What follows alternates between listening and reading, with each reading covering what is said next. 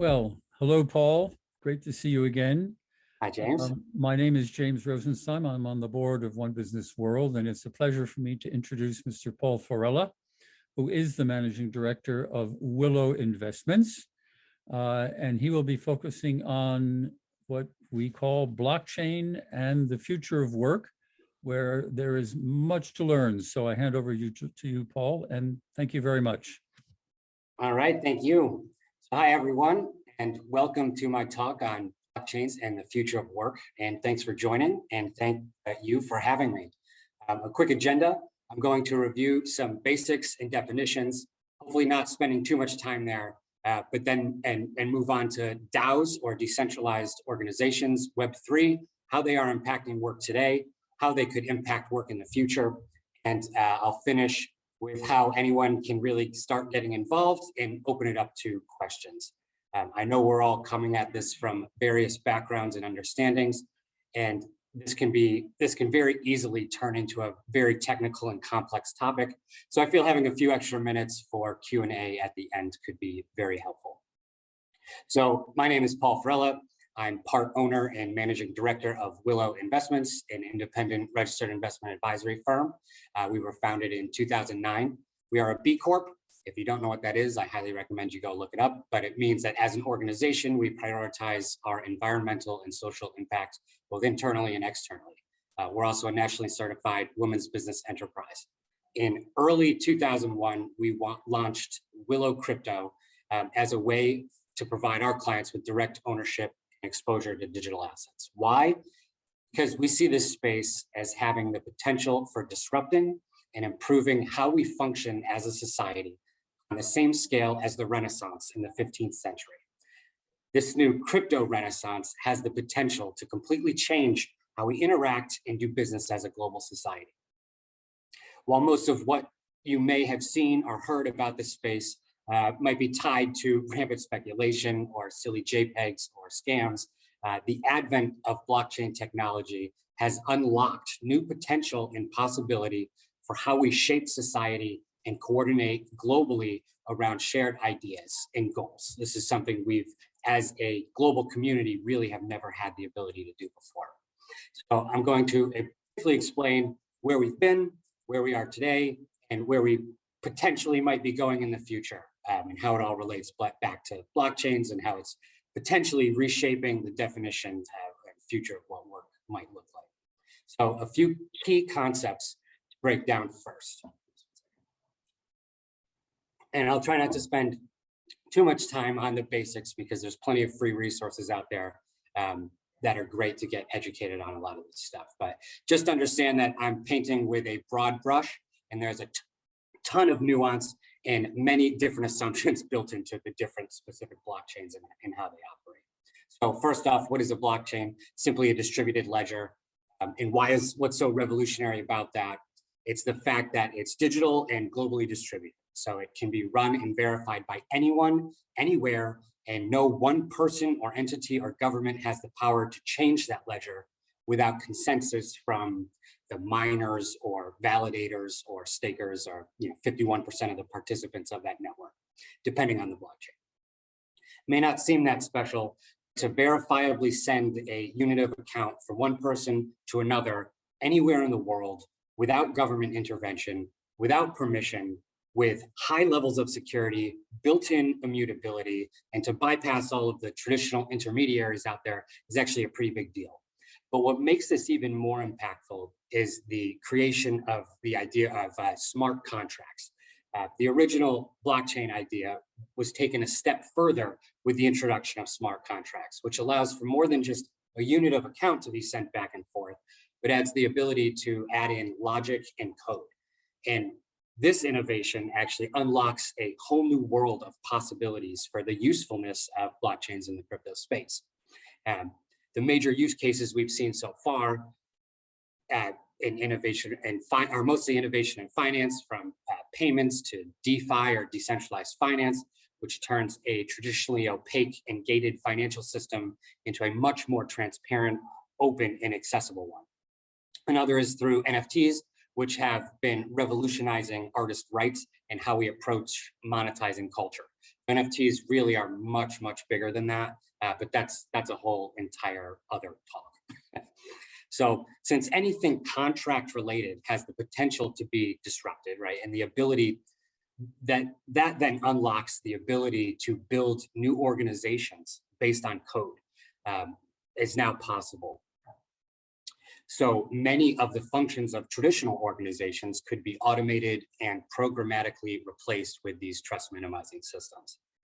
So how does that relate to the future of work? Well, historically, humans have organized themselves in a variety of ways, from councils and tribes to corporations and co-ops. Traditionally, these forms of organization tend to be centralized, they consolidate power, and typically limit their level of stakeholder engagement and participation. Many have geographic, cultural, or other limiting constraints placed on top of them too. These models have worked extremely well so far to spread wealth and ideas globally, but not without consequence, from the tragedy of the commons and environmental degradation to labor exploitation and stoking social issues. So while corporations organized the industrial age, DAOs are organizing the internet age. So what are DAOs? DAOs are decentralized autonomous organizations, essentially a decentralized network of autonomic agents coordinating shared resources with cryptographic fidelity. That's a mouthful, but in layman's terms, it's basically a group of people get together around an idea and rely on transparent code and the security assumptions of whatever blockchain they're using to enact their agreed upon will to complete some objective. So that's essentially what a DAO is. DAOs have the potential to replace many of the traditional models as internet native organizations whose core functions are automated by smart contracts and supplemented with real people who do things that automation cannot, like marketing or software development or sales. This has the potential to be vastly more efficient, cheaper, and accessible than the current business structures of today.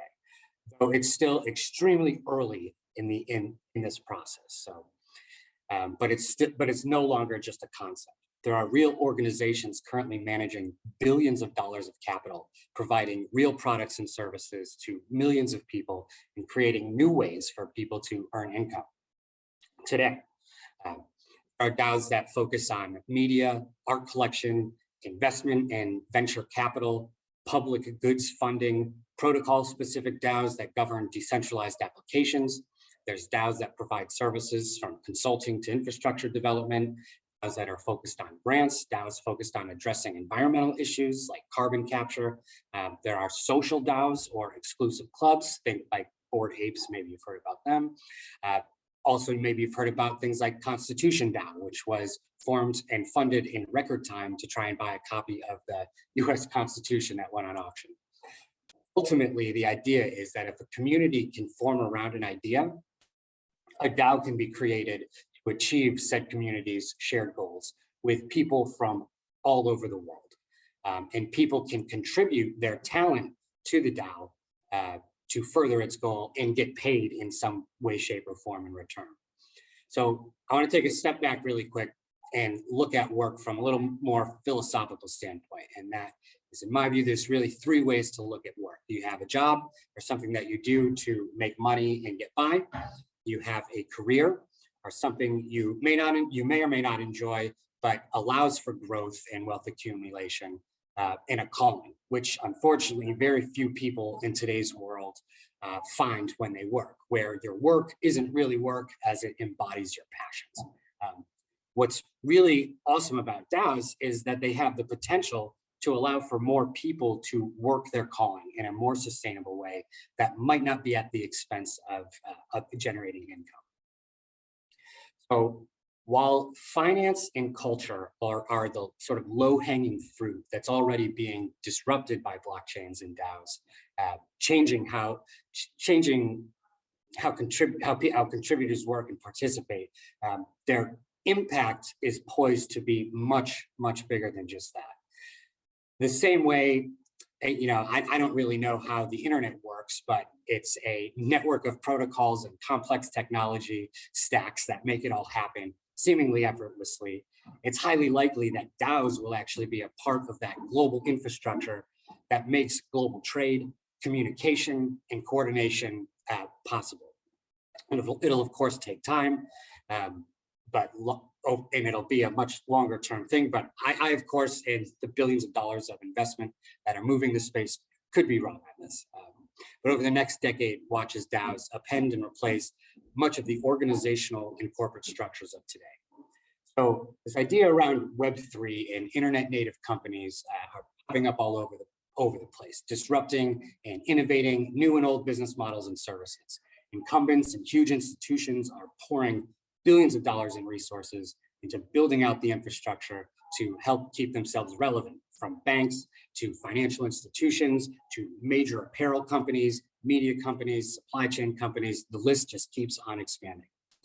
The good news is you don't need to be a coder to get involved in this space. Obviously, if you have those skills, that's great. And there are probably more opportunities open to you, but there are tons of startups out there that need marketers, HR, sales, social media and community managers, event coordinators, and so on. Same with the already established companies that are building out their crypto divisions or blockchain focused divisions. So one possible future is that as DAO's relevance continue to grow, is that they may present an interesting place where DAOs sort of operate in the background, where people or different companies actually bring proposals to DAOs seeking funding or specific resources or specific talent. And then the DAO that might be specialized in some area or field leans on its community to find those experts within it to then complete a task for a company and then get paid that way. Individuals might have the ability to hop between DAOs, especially if they have a very desired skill set. That is one potential future of how work could be. So I'm going to try to sum it up here. There's sort of 4 ways that people can get involved in this space. One is through startups. As I mentioned, you don't just need coding experience. Many of these startups are looking for HR help, communications help, operational help too. Another way is all these established companies that are forward thinking and already leaning into the space. They're looking for people across the spectrum on how to participate. Another avenue is through token ownership, where you might own the governance token of a specific application or DAO that allows you to have some voice in voting and how it deploys its funds or what it's going to do.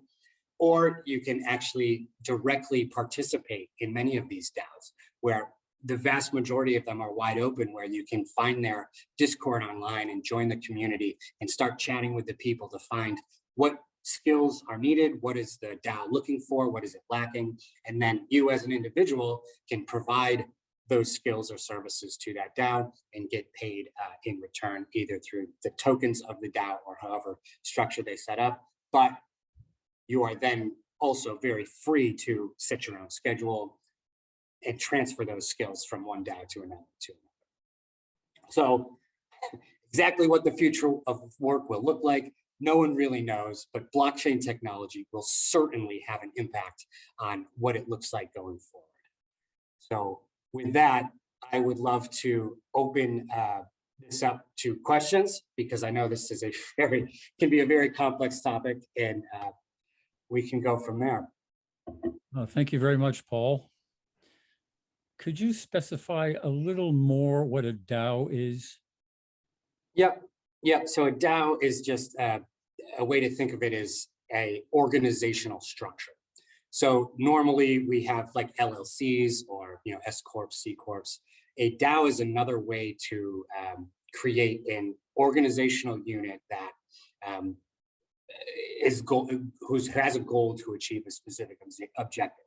The main difference being that many of the pieces of this organization can be automated with code, or it lives online instead of domiciling in a specific state or country, right? It actually is a organization governed by the code behind it that lives online.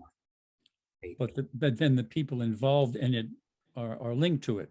Yes, the DAO itself is really a collection of like the operational code, and then the community or members of that community who actually can do something. Right. A couple of questions have come up here. First one, what makes for the most successful DAO? Sure. So still extremely early in this space. So, the true definitions are key metrics of what measures success and what doesn't are still sort of being figured out.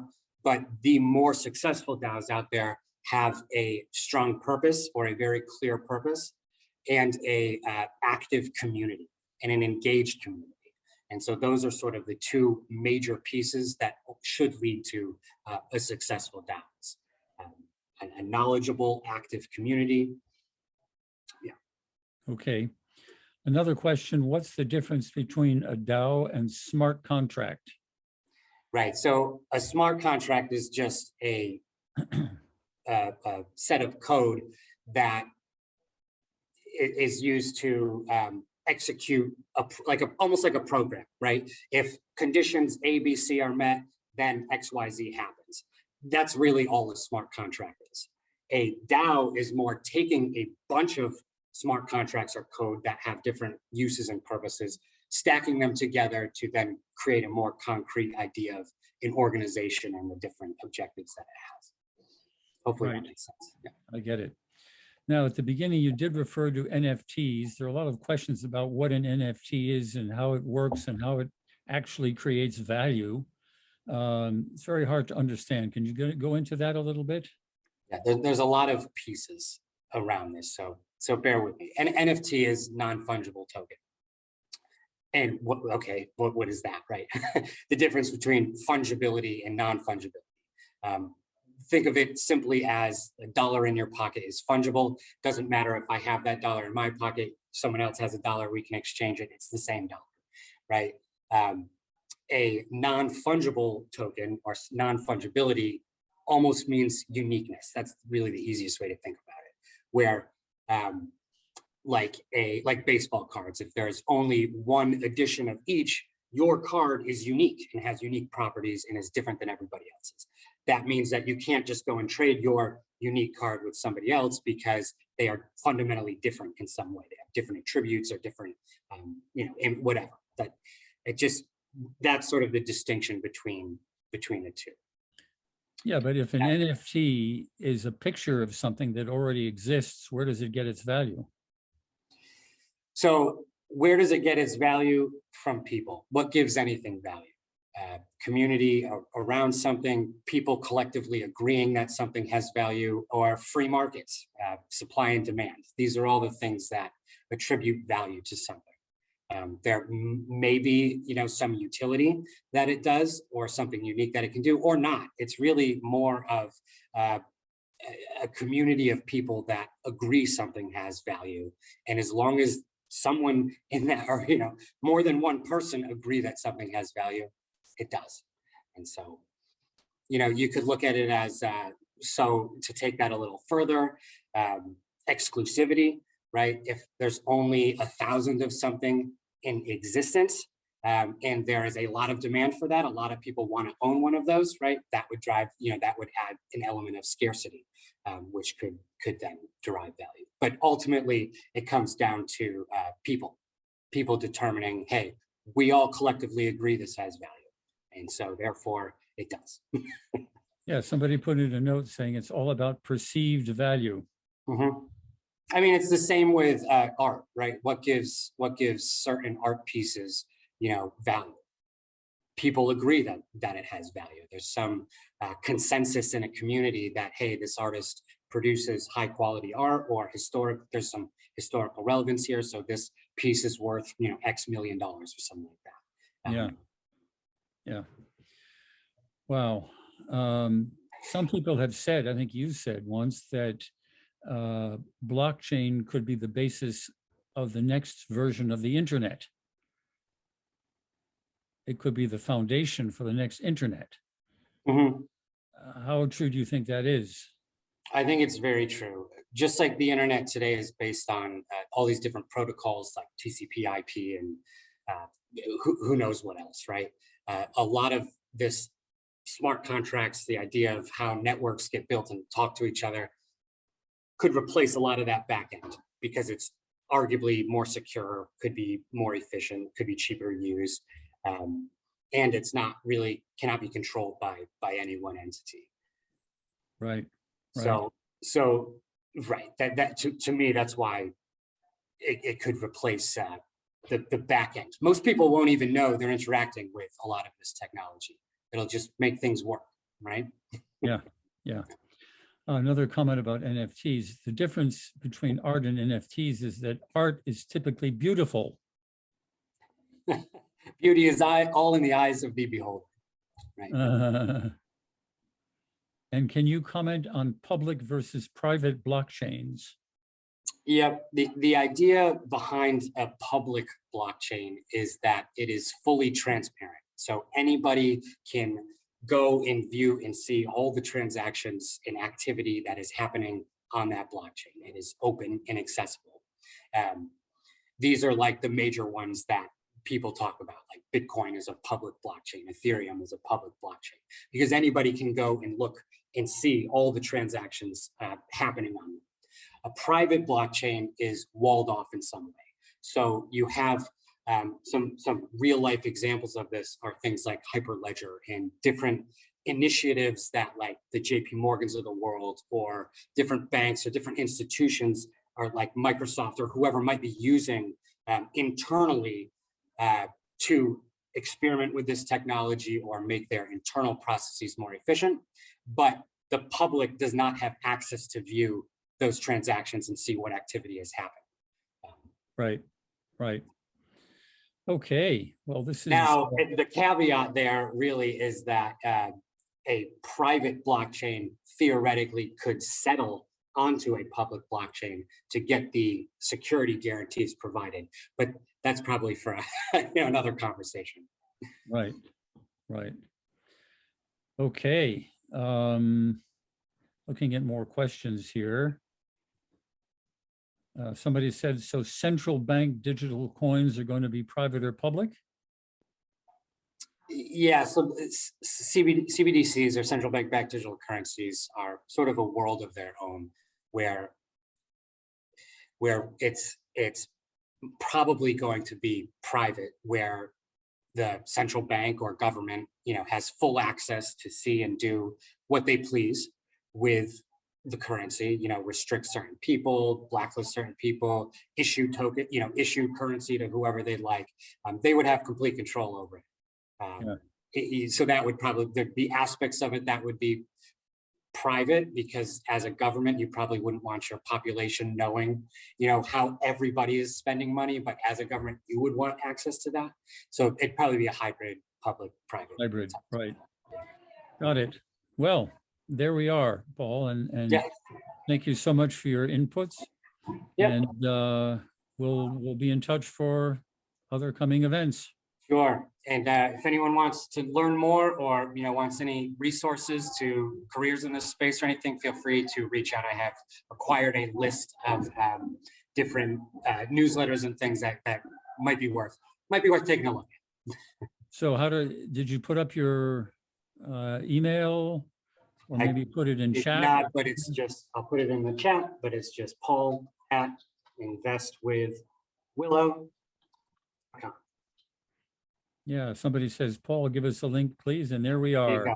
Feel free to email me with questions. I love talking about this stuff. So. Okay, thank you so much. Thank you so much, Paul. Thanks, James. Thanks for having me. Yeah, you too.